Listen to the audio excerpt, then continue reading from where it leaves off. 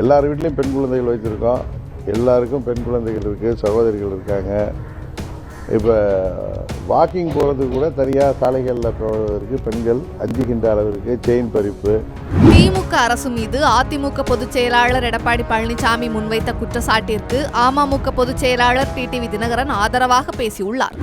பொள்ளாச்சி விவகாரத்தை மென்ஷன் பண்ணி சொல்லியிருக்கலாம். இதில்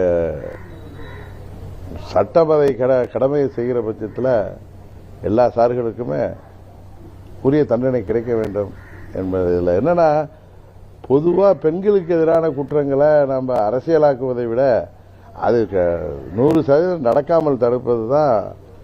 எல்லார் வீட்லேயும் பெண் குழந்தைகள் வைத்திருக்கோம். எல்லாருக்கும் பெண் குழந்தைகள் இருக்குது, சகோதரிகள் இருக்காங்க.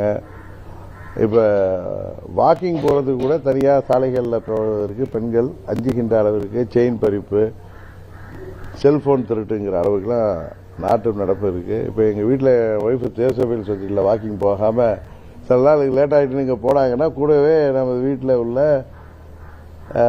உறவினர்களோ இல்லை நமது ஓட்டுநர்களோ காவலுக்கு செல்கின்ற அளவுக்கு இன்றைக்கு நிலைமை இருக்குது. ஏன்னா ஏற்கனவே நாங்கள் எத்தனை முறை இதே கற்பங்காடனில் தனியாகவே என்ன துணைவியாளர்கள் வாக்கிங்லாம் போவாங்க. இப்போ அவர்கள் என்னதான் துணிச்சல் மிக்கவராக இருந்தாலும் தனியாக வாக்கிங் போகிற அளவுக்கு தேசபைகள் சொசைட்டியில் போகலைன்னா இங்கே போகிறப்ப அவர்களும் 2 பேர் தொடங்கி அழைச்சிட்டு போகிற அளவுக்கு தான் இன்றைய நிலைமை இருக்குது. இது யதார்த்தம்.